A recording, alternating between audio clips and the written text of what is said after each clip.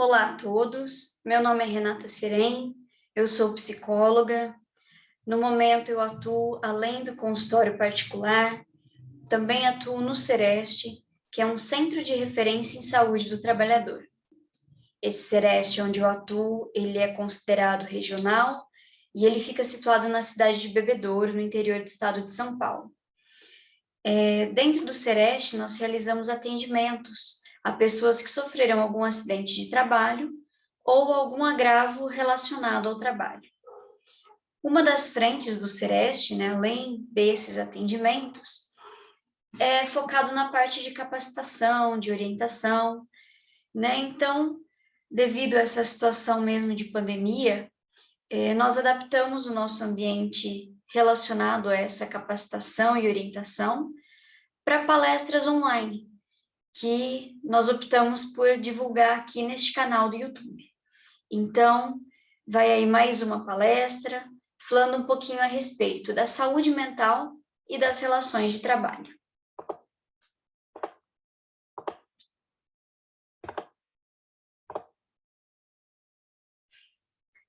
Para a gente falar de saúde mental e relações de trabalho, né, explicar um pouquinho o que isso significa no contexto de saúde do trabalhador, a gente tem que entender que o trabalho é mais um local onde nós estamos inseridos nos nossos vários ambientes de convívio. Então, para a gente ter uma saúde, né, que é um sinônimo de bem-estar, de qualidade de vida, o ideal é que a gente esteja em equilíbrio e tenha, com equilíbrio, diversas áreas relacionadas à nossa vida. Então, seria ideal a gente ter, além da questão da saúde física e mental em dia, da gente estar trabalhando num ambiente de trabalho bacana e saudável, principalmente, da gente ter um tempo para lazer, da gente poder ter o acesso às condições básicas, né, que deveriam, né, ser garantidas na Constituição Federal mesmo, o acesso à saúde, à educação, ao transporte, moradia, lazer, dentre outras questões. Então, para a gente ter uma saúde, né, uma qualidade de vida e poder falar em saúde do trabalhador, a gente precisa ter esse equilíbrio e principalmente aqui, como eu coloquei nessa flechinha, focar no ambiente de trabalho saudável.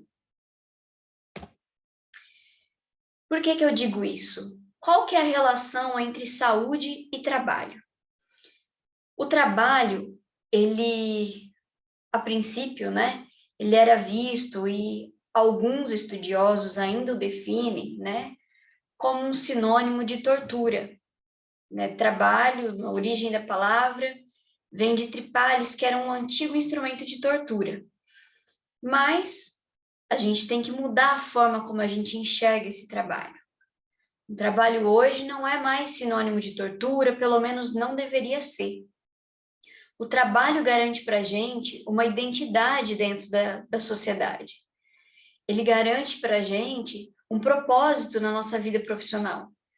Nós passamos a ter uma função na sociedade que a gente vive. Então, qual que é a nossa função? O que a nossa profissão traz de diferente e como que a gente pode ajudar, né, nessa construção de sociedade com o nosso papel? Então, o trabalho garante essa identidade para a gente e dá um certo status no sentido da gente falar que a gente contribui para a sociedade. Nós temos um propósito na sociedade. Essa questão de trabalho, né, e status, de certa forma, a gente vê de uma maneira muito simples e até boba quando a gente está cumprimentando uma outra pessoa, né, ou está se apresentando para uma outra pessoa. Eu mesma aqui no início do vídeo, eu falei o meu nome e falei minha profissão. E a gente sente até vergonha, né, se no caso, no momento, infelizmente, a gente tiver desempregado, né? Se tornou uma espécie de vergonha falar que está desempregado. Então, o trabalho garante, sim, um certo status social quando a gente fala que a gente trabalha em determinado local, independente do local que seja, quando a gente fala que a gente tem uma profissão, que a gente tem um estudo, então o trabalho garante esse sentido de status e é como a gente se identifica, né? É muito comum a gente falar sem perceber o nosso nome quando a gente está conhecendo uma outra pessoa. Ah, você faz o que da vida? Geralmente é a segunda pergunta que a gente faz depois do nome.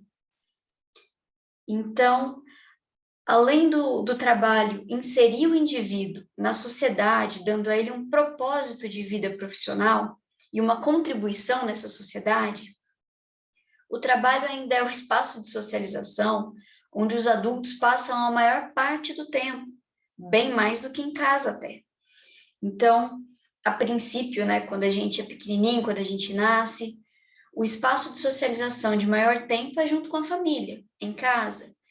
Depois passa a ser na escola, depois na faculdade, e por fim, na vida adulta, passa a ser no trabalho, onde a gente passa a maior parte da nossa vida e o maior tempo da nossa vida na idade adulta. Então, para falar de qualidade de vida no trabalho, resumidamente, a gente precisaria ter um ambiente saudável, uma boa organização do trabalho e enxergar o significado no que a gente faz, ver significado nas tarefas. Eu vou esmiuçar isso daqui um pouquinho mais à frente, tá? Para explicar para vocês. O que seria um ambiente de trabalho saudável? Um ambiente de trabalho saudável seria um ambiente de trabalho que tenha as condições físicas, psicológicas, de ambiente e também sociais adequados. Então, por exemplo, o aspecto físico do ambiente de trabalho, para estar adequado, para ser um local bacana de se trabalhar e bom de se trabalhar, deveria ser um local bem iluminado, que não tenha ruído. Se é uma profissão, uma atividade econômica que tenha exposição ao ruído, então um trabalho que deveria disponibilizar EPIs ou EPCs, né, para proteger e evitar a exposição extrema ao ruído, ter uma ventilação adequada, ter uma ergonomia bacana, para a gente não ficar depois com problema de coluna, ter acesso ao material que a gente vai precisar usar para trabalhar. Então, não adianta a gente ter que trabalhar e não ter a ferramenta necessária para desenvolver um trabalho. Além disso, faz parte também do ambiente físico de trabalho, né, das condições ambientais, um ritmo de trabalho bacana, não muito acelerado, a ponto de você não dar conta, um ritmo de trabalho que você tem que produzir demais em pouquíssimo tempo. Então, seria um ritmo de trabalho adequado para o que você tem que entregar. Segurança no trabalho. A segurança no trabalho vem de diversas formas. Uma delas, inclusive, que a gente tem uma certa segurança, né? Seria a própria carteira de trabalho assinada, né? Então, isso já garante alguns benefícios para a gente, baseados na CLT. Além disso, o ambiente de trabalho também tem um aspecto psicológico, né? O que seria um aspecto psicológico? As tarefas repetitivas, clareza nas tarefas. Então, um local de trabalho com um ambiente psicológico, né, bacana, tenta-se, né, dependendo do trabalho não tem como, mas tenta-se que seja um trabalho não tão monótono, não tão parado, para não ter aquela fadiga mental. Quanto mais clareza das tarefas a serem desempenhadas, melhor, porque aí você tem certeza do que você precisa fazer, qual é a sua função ali. Se você tiver autonomia para fazer da sua forma o trabalho que você tem que fazer, melhor ainda. De modo geral, isso não é tão comum acontecer. Em muitos lugares não pode se ter essa certa flexibilidade, né? Mas, dentro do possível, e tendo uma clareza na descrição das tarefas, e até uma boa comunicação, né? Entre o gestor da equipe, pode ser que consiga chegar numa certa flexibilidade para desempenho das tarefas. Pressão para produzir. O que em algumas atividades econômicas é muito comum, é produzir muito em pouco tempo. Isso acaba atrelando em diversas questões, né? Em diversos possíveis agravos psicológicos relacionados ao trabalho. Um aspecto psicológico positivo é ter o reconhecimento pelo trabalho bem feito, né? Ter esse feedback do gestor, do líder da equipe, que você está fazendo um trabalho bem feito. Isso pode ser na forma de um elogio, ou pode ser na forma de receber uma promoção no trabalho, ter oportunidade de ser promovido. Isso é bacana também. Identificação com a tarefa. A identificação com a tarefa vem muito mais na questão de você fazer o que você gosta e gostar do que você faz. Outro aspecto do ambiente de trabalho é o aspecto social, que basicamente se resume nessa questão de convivência, bom relacionamento com todos, não só a sua equipe imediata, menor, com o maior número de pessoas ali que trabalham com você. Uma boa comunicação é essencial. Aliás, a questão de uma má comunicação é um dos grandes problemas das organizações, essas falhas na comunicação. Eu falei uma coisa, mas o outro entendeu outra. Isso dificulta bastante. Então, quanto mais clara e precisa for a comunicação, mais tranquilo e melhor vai ser o ambiente de trabalho chamado de social. Além disso, a questão de ter um número de pessoas, né, suficiente para fazer o tanto de trabalho exigido é essencial, é ideal, até para não aumentar a pressão sobre algumas pessoas apenas. E uma palavra aí que está muito em voga, que é a questão de cooperação. Essa palavra não é restrita a cooperativas e afins, ela está sendo usada muito em diversos contextos, principalmente no ambiente de trabalho. É um contribuindo com o outro e contribuindo principalmente para o trabalho em equipe, porque são equipes que fazem o trabalho acontecer e sem a parte de cada um, sem o trabalho de cada um, essas equipes não conseguem alcançar um resultado bacana. E aí, consequentemente, a empresa também não tem o resultado adequado. Então, resumidamente, o que seria um ambiente de trabalho para ficar mais fácil de se enxergar? Insalubre, que seria um ambiente de trabalho totalmente inadequado. Seria um local exposto a esses riscos físicos, químicos, biológicos, ergonômicos, psicológicos, com um ambiente de trabalho ruim, com uma gestão de pessoas ruim. Então, seria isso. Então, nós vamos focar no ambiente de trabalho salubre, que é um ambiente de trabalho saudável, que tem esses aspectos ambientais, né, psicológicos e sociais bem equilibrados e satisfeitos. Eu vou puxar aqui um pouquinho a questão da organização e das relações de trabalho. Não tem como a gente falar de relações de trabalho sem voltar um pouquinho lá para o século XVIII, da Revolução Industrial, que foi o começo de uma evolução da manufatura para o uso de maquinários. Com isso, pôde-se ter um aumento na produção, né? E foi o iniciozinho ali maior da produção, do modo de produção mais capitalista, porque conseguia-se, com o uso de maquinários, produzir muito mais em bem menos tempo. Isso, para a época, foi uma evolução muito grande. Logo em seguida, né, desse movimento, nós temos três que nós temos que citar. Três pessoas aqui que foram essenciais, que hoje a gente estuda muito nessas relações de trabalho, que são Taylor, Ford e Fayol. Cada um pouco à sua maneira, cada um do seu jeito, mas, de modo geral, o estudo desses três traz em si uma discussão da questão de hierarquia. Com a organização de trabalho que eles estabeleceram na época, houve essa questão de considerar-se uma hierarquia. Então, tem líderes e tem subordinados. Teve uma maior racionalidade na organização do processo produtivo. cada um faz uma coisa, uma maior divisão de tarefas. Então, cada um é responsável por uma função específica. Você só é responsável por isso, fulano só por aquilo, e no fim de tudo, todos contribuem para o resultado. Isso conseguia gerar uma maior produção em massa.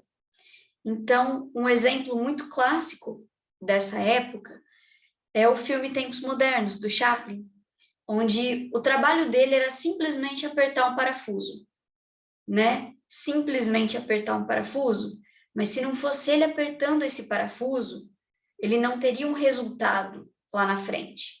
Então, cada um era responsável por algo muito específico para passar por uma esteira de produção para chegar num resultado. Então, é a produção em massa que a gente fala e maior divisão das tarefas. Depois nós também temos que citar a questão do toyotismo, onde começou a flexibilizar um pouquinho, de certa forma, essa organização do trabalho. Em vez de ter uma divisão de tarefa muito específica, tinha diversificação das tarefas. A mão de obra passava a ser mais multifuncional do que específica, como anteriormente.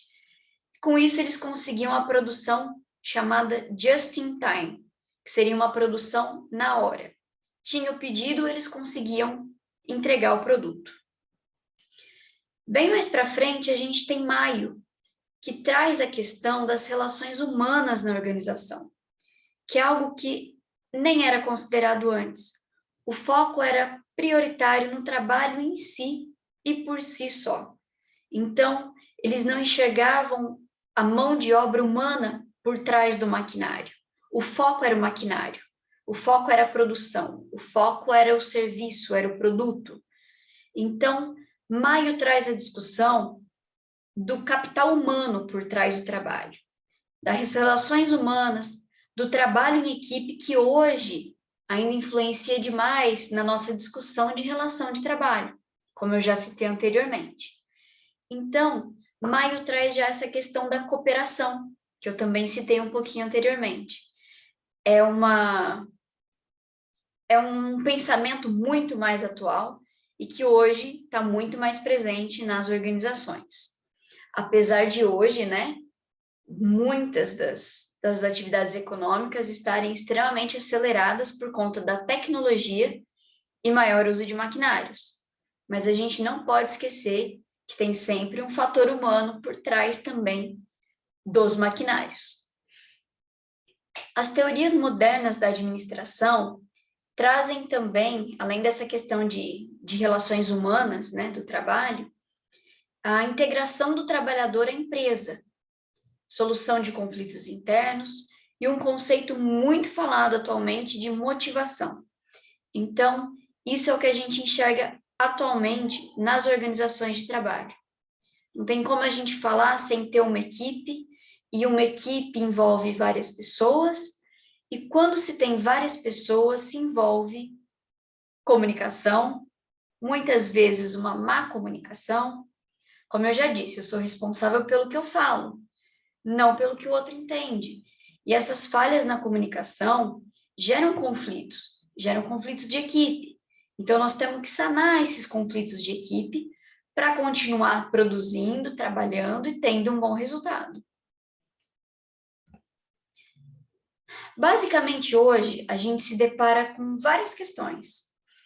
Então, como eu já disse, hoje os processos de produção têm muito mais tecnologia. A gente fala das empresas 3.0, 4.0, algumas 5.0, que é cada vez mais o uso de tecnologia, que não deixa de ser uma espécie de maquinário, que consequentemente leva a uma menor necessidade de trabalhadores, porque nós não precisamos de 15 pessoas para fazer o trabalho de uma máquina. Nós só precisamos de uma pessoa por trás dessa máquina para comandar o trabalho.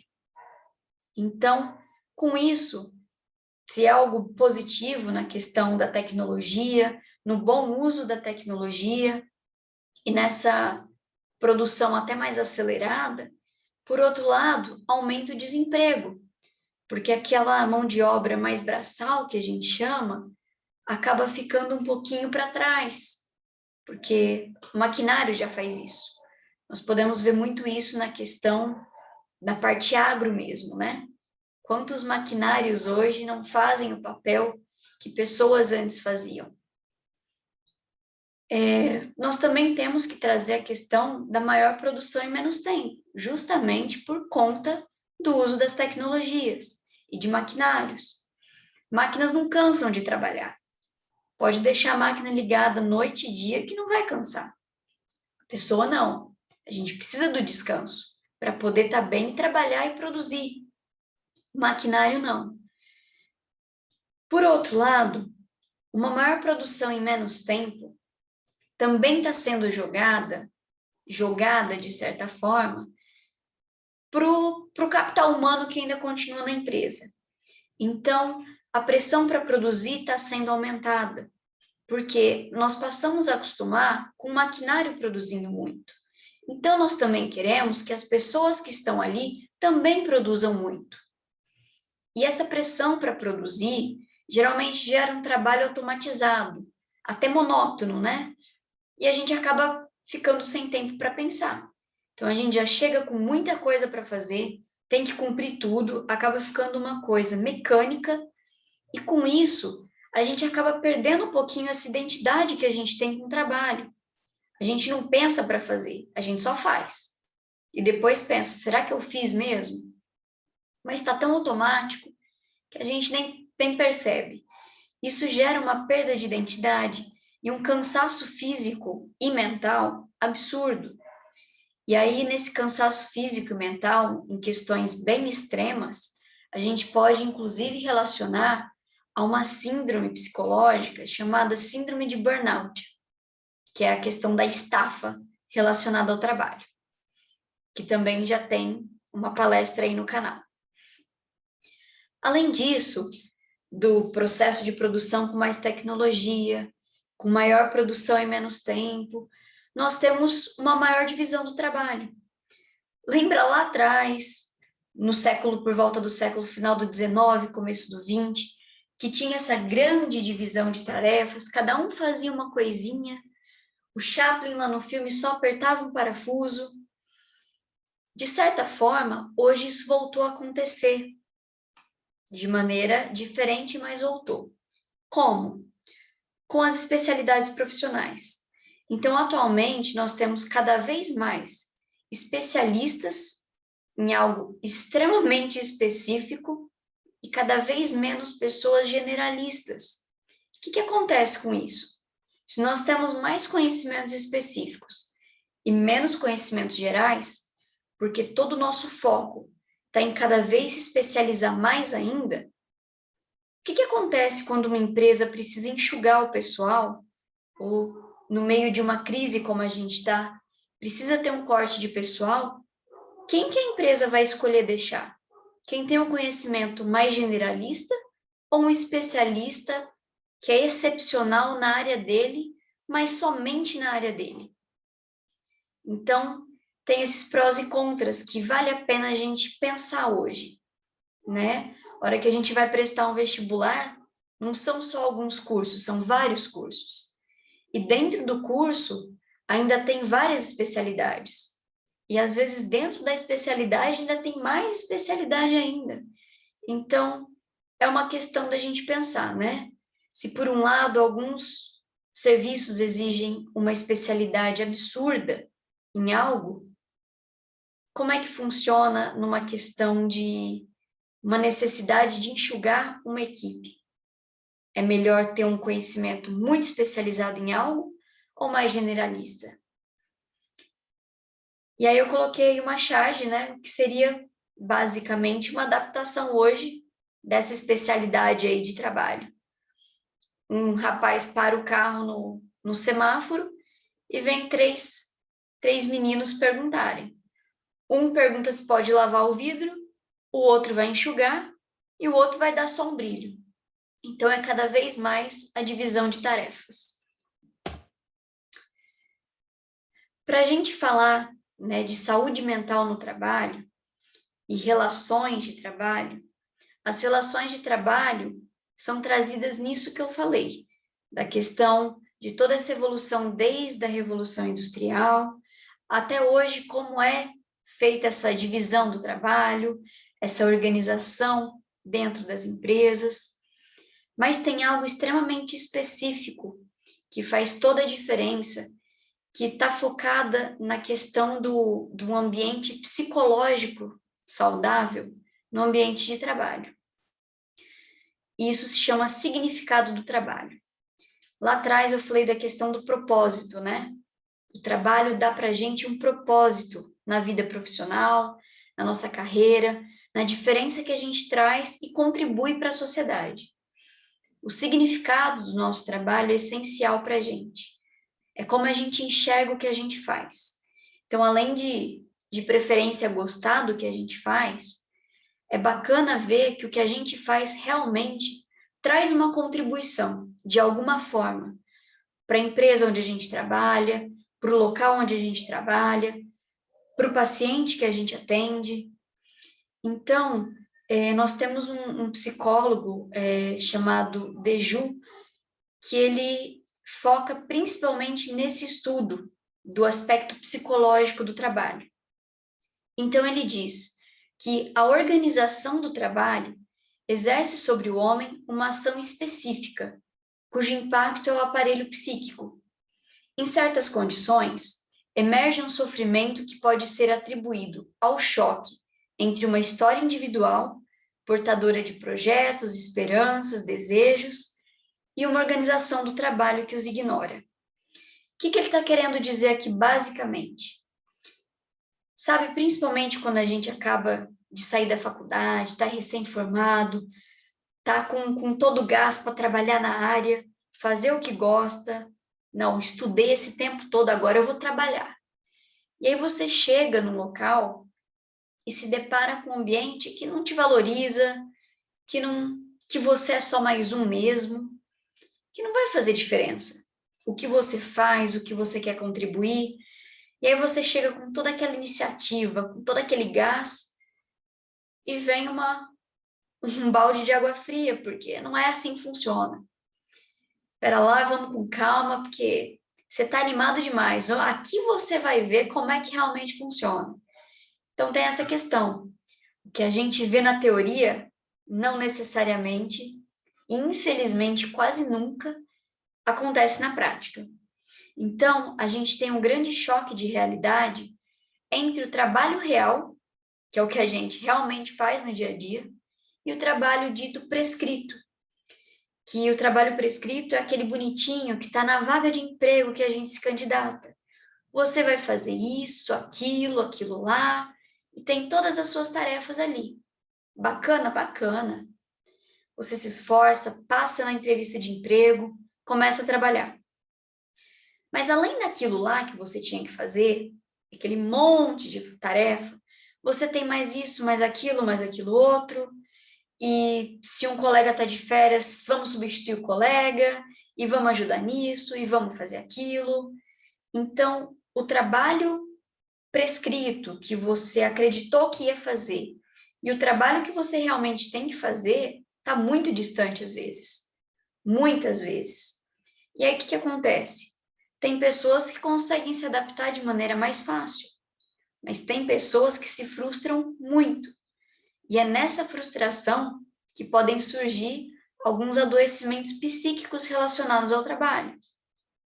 Então, basicamente, o conceito desse psicólogo de significado do trabalho está dentro de algo chamado psicodinâmica do trabalho, que é como o trabalho funciona e como o trabalhador enxerga esse trabalho que ele faz e se comporta nesse ambiente laboral.